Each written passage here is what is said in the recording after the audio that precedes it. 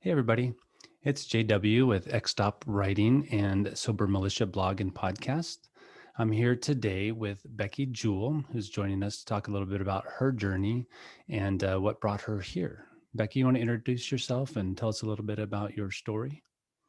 Yeah, you bet. Thanks so much for inviting me onto this video cast. It's really cool. But yes, my name is Becky Jewell. I'm a visual artist. I live in Boulder, Colorado, working in different mediums like paintings and comics, which we might look at later. Yeah. But yeah, I guess to talk about my sober journey, I'm a little bit newer to the journey, I guess so far. And you could say um, it's sort of like a beginning for me, but I stopped drinking alcohol at the end of May in 2020. I was Okay. sitting in my yard in Maryland, and I just kind of thought to myself, you know, I really miss all my friends. I'm on lockdown. I'm at home. I'm in quarantine. I don't have any friends to go out with anymore. And I thought, I really miss my friends, but I don't miss alcohol very much. So I stopped drinking. I stopped drinking in May, and I'm calling June 1st my sobriety birthday. Okay. So June 1st of 2020 was kind of like my rounded up day of when I really stopped. And yeah, I've been sober ever since then, and it's been really great. It's been really exciting and just really good for my fitness and just a lot of clarity of mind and Yeah. uh, yeah, a lot of really exciting benefits like that. But it's been really good so far. That's great. Well, congratulations. Thank you. Yeah, that's awesome. You know, I find it interesting with this whole sober community because you found your way into this community because that's how I found you is on Instagram. Yeah. And there's so many different kind of thoughts about what it means to be where you are in sobriety, and you even went that direction with when you started was I'm kind of new and it's this, this kind of new thing. I'm not really, I'm starting my journey, but at the same time, you are in it, right? And so I think it's interesting that we have to put a time frame on what it means to be sober or not sober or how you're doing in your sobriety or any of those things. Because what I hear is you're doing really great. Thanks. Yeah, it's interesting. I think that just about any frame of time is something to be proud of, and that's what I've heard from a lot of other people who I've gotten messages from where they say, hey, 6 months, 7 months, 8 months, that's great. Just hang on to what you can do. And even though it doesn't seem like a lot of amount of time or just a huge amount of time, it's great. I don't know. So I think that it's exciting, and I'll talk to people online where maybe they've been sober for 1 6 20 years, and that Yeah. seems really amazing. But those people will say to me, hey, like 8 months is great, or 7 months is great. So it's really exciting to hear that feedback from other folks too. Absolutely. Yeah. I remember one of the first guys I talked to, it was 36 years in, and he told me that he was jealous of me because I was newer. Oh And he said, wow. because you're getting to experience all that newness of what it means to be sober and to live again. And I thought that was kind of an interesting take on it. Yeah, that's really interesting. Yeah, I can't imagine being about, I'm 34, I'm almost 35 myself, so having that many years Isn't that crazy? is yeah, that's really hard to imagine, but that's great. I mean, yeah, that's awesome. My partner's grandpa is in his 80s, and he's a sober person too, and Nice. so I think he's probably up there like with like 40 or 50 years or so, which is Wow. great. Wow. That's so crazy. Yeah. Yeah. That's awesome. Well, tell me about so you kind of made this decision. Yours sounded a little bit off the cuff. It was kind of like, well, I'm here. This thing is happening. I'm going to roll with it. Um, at what point did you realize that what you were doing was a pretty big deal? Because it can be like, hey, I need to do this thing. I'm going to do it. You start, but at some point, your life does kind of open up and change. At what point did you see that happening? Yeah, I would say I really saw it happening with my fitness results with running, and I would look at Strava on my phone, and I would say, okay, like I'm doing really well at my running, but then I stopped drinking, and then the stats just sort of took off. I was like, well, Oh, wait, now I'm doing really well. Like this is this is Wow. really like really exciting for me to see my results. So with those numbers in front of me, with Strava showing me my miles and minutes per mile, just really improving, I just thought, wow, this is a significant improvement. This is really exciting. So I don't think I'm going to go back. It's like, well, Wow. I don't think I'm going to go drink again.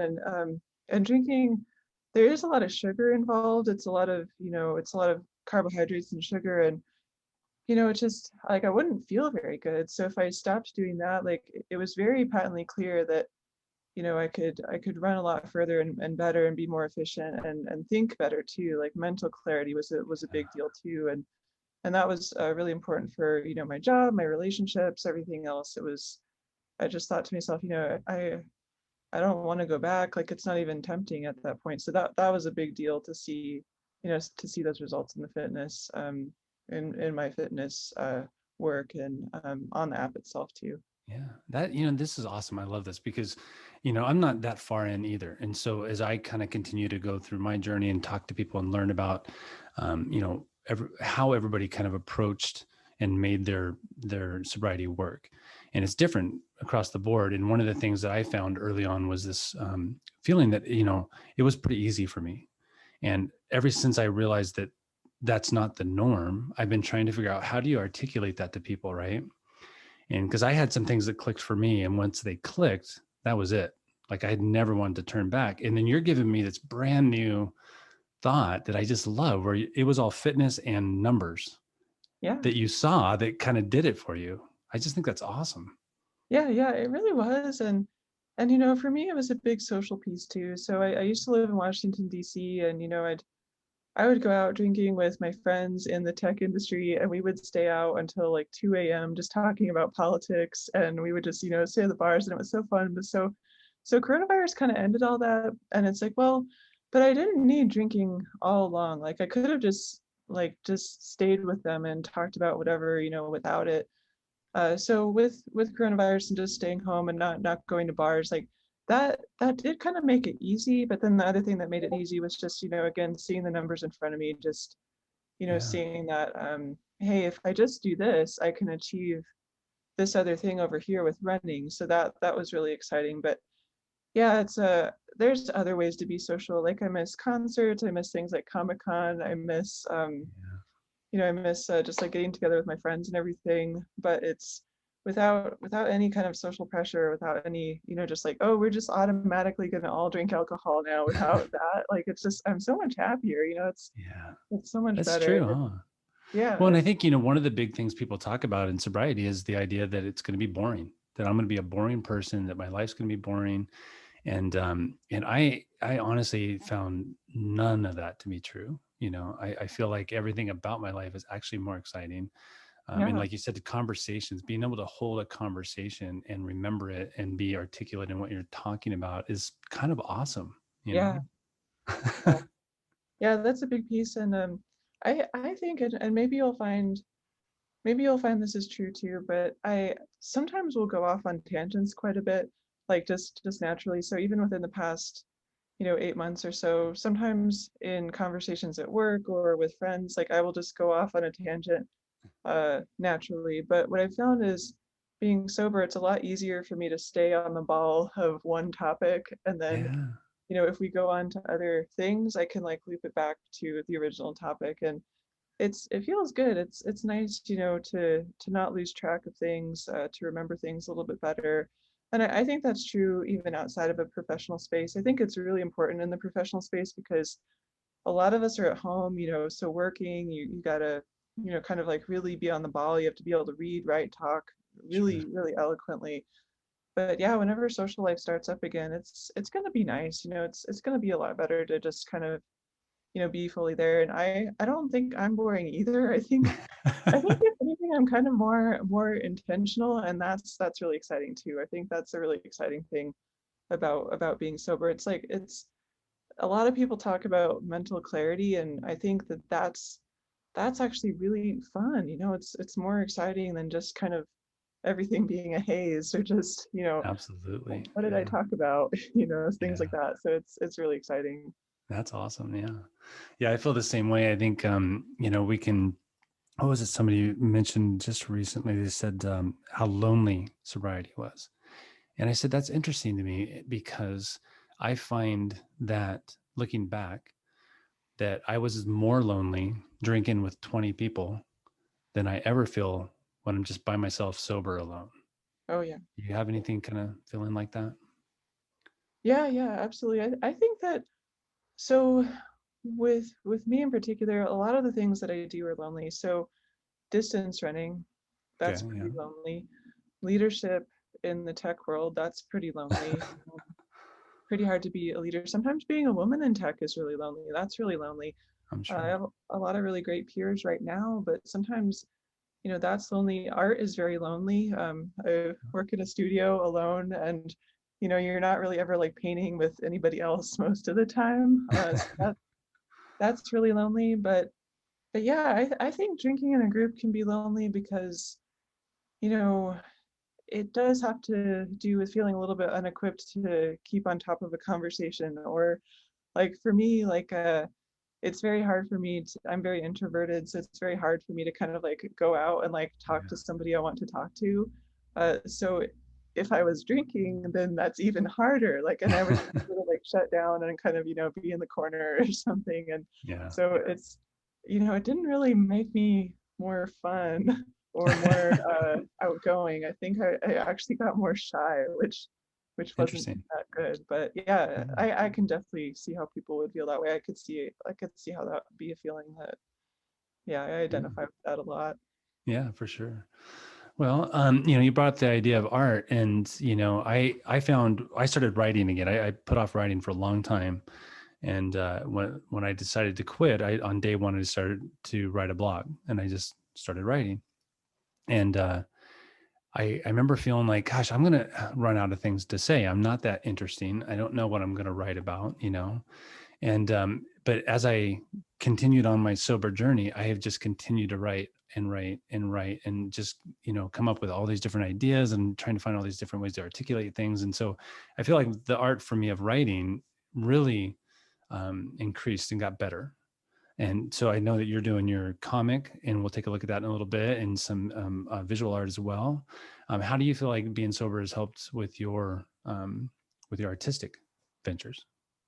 It's a good question, and it's really important to me too because there's a lot of stigma around artists where artists are kind of seen as like a town drunk, or Yeah. people will say, "Oh, you like art, so you must do drugs or drink to do your art. You probably like you're so creative, so surely all these ideas are coming from something That's like so a true. something like that." And so there's a lot of bias around that, and it's really tough on artists because it kind of makes artists like into this kind of incompetent, persona. It makes artists look a little bit like disorganized and like not very smart sometimes. But so for me, it's more like, hey, I can be creative. In fact, I can be just as wildly creative dead sober Yeah. than I did when I drank. What I would do when I drank was I would, come home from work, I'd get like a couple of beers, and then I would like drink the beers, watch YouTube videos, and then sometimes make something and sometimes do nothing at all. Yeah. Uh, so it really wasn't very productive. But I think I'm making a lot of my best work sober, and I think that does a lot to kind of change the stereotype of artists where it's like well, you can't be fun and creative unless you're on something, and it's like, Right. well, no, that's not true. You can actually get to the deepest part of your creative thoughts without all of that. So that for me Because is you're really not exciting. clouded. Yeah, it's Yeah. really exciting. That's neat. Yeah. I love it. I think it's interesting, and I'm excited to kind of continue on and see where it goes. And kind of, I still get that feeling every once in a while. I'll get up on I call them my blog days, and, I'll wake up in the morning and be like, okay, what am I going to write about? Cause I don't pre-plan it, and I'll just Yeah, sit there and think, gosh, is this going to be the day that I run out? And I never do. I love it. It just kind of keeps flowing. It's a right lot of on. fun. Yeah. That's great. So, you have do you call it like a graphic novel, graphic comic? Yeah, What do you call it? yeah, you could definitely call Tilted Sun a graphic novel. It's an online comic, and It's pretty long. It's about 97 pages right now. So I think it'd be a graphic novel because it's not split into segments. So yeah, graphic novel, comic, either of those is great in my Yeah. opinion. Awesome. Yeah, got it. Awesome. Okay, so this is the beginning, page one, Tilted Sun, Yeah, and so you do all the art and the verbiage. yeah, I do the whole thing. Awesome. And so what I loved about it, I started reading this, and it took me a while to realize that this is an ongoing novel, basically, right? And so I was kind of Oh, reading and reading them, and I was like, well, how long is this? And so I kind of looked towards the end, and I'm like, wait, this thing isn't over. So tell me no, more about what inspired this. What's this about? sure. So what Tilted Sun is about is well, it's a sci-fi fantasy comic, and I really just wanted to make my own thing. What I was thinking about when I was making it was, and you can probably pick this up quite a bit, was I was thinking about Star Wars. Yeah. I was thinking about, what would we make? What would George Lucas make if it was like a brand new thing? Or, so something like that. It's a little bit more Star Wars than Star Trek to Lord of the Rings, things like that. But I just really wanted to kind of go crazy and just, make my wildest dreams in a comic form. I've loved comics my whole life, and finally, there's a lot of technology that makes it, pretty straightforward to do. All of it's made on the iPad. Oh, I wow. make it on my iPad Pro, but yeah, I was really, it sounds strange, but I was thinking about Star Wars most of all when I was making it. I just thought, I want to do this and just kind of, tell a story about different people in the future. They live on a moon of Saturn, and Saturn is a sun now, hence the name Tilted Sun. Right, right. Yeah, it's great. And you say you keep bringing up Star Wars, and I hear that, but like all art, it's inspired by something. So I can definitely see the inspiration, but it's very different too. It's definitely got its own feel, its own theme going. Oh yeah. Yeah, I really enjoyed it. I'm definitely going to continue to read it until I finish it for sure, or until I get caught up at least. Glad to hear. Yeah, it's really fun. It'll probably surprise a lot of people too because it goes a lot of different directions. Like it has some elements of Blade Runner, Ghost in the Shell, kind of like sci-fi stuff. Yeah, But yeah, let me know what you think when absolutely. you get through it. I think you'll really like it. Yeah, and I'll put a link to it at the end of the video for sure. And then, Awesome. so Yeah. when do you think you'll get back to continuing writing? Very soon I have about 8 to 10 pages ready to go on my iPad, and I've really just been kind of, getting into my creative life with not only sobriety but also just coronavirus. So I make a lot of different things, but I think it's ready to get back online in February of 2021 or Oh, nice. February or March, and I just miss it a lot. And I used to have a really strong deadline where I would get it posted every night on Tuesday and Thursday, and now I don't do that anymore, so I really miss that. But Yeah, yeah, very soon it's gonna have some more pages go up. There's 96 pages online, so the yeah. next 10 will go up very, very soon. Very cool. We'll look forward to that for sure. Thanks. And then you also have some art that you are selling. And I'm just Yeah. pulling this up as it's just so people can kind of see what you're doing, where you're going. Is there anything you'd like to talk about with these? Yeah, these are prints on Society 6, and Society 6 is a cool website that you can get a lot of different art on in pretty much any format that you want. So these are all designs I've done over the years. The one that's kind of yellow and blue, that's kind of a newer one. Okay. This The one here. Yeah, Yeah. that's new as of 2020. The blue and white one is that's probably yeah, that's actually 2018. But a lot of what I think about in art is about transformation and just being surprised. So the beetle with angel wings, that's kind of in the bottom middle there. That's Yeah. kind of thinking about Egyptian myth, but also like, hey, a beetle shouldn't have beautiful bird wings, but it does for some reason. Yeah. So that's like a lot of the themes that I try to work with, identity, transformation, change, which does actually work back quite a bit to sobriety and, I'm just, sure. Yeah. believing in yourself, believing that, something can be different than what it looks like, or that, something can have multitudes, as it were. But, and then Well, I'm sometimes, definitely thinking about when I see this one, I that was the first kind of thought I had was that introspective kind of look into ourselves as we're becoming yeah, sober and learning more about ourselves. So that's a wonderful piece right there. Yeah, thank you. I like that one a lot too. And sometimes, I have favorites, I think, like Of most course. artists. So Yeah. And then I saw that. So you also turned into all different kind of aspects of things that people can get to, right? The yeah, yeah, pillows and Society Six yeah, is great. They do a lot of really cool stuff with that's cool. print. It's fun. Um, Awesome. yeah.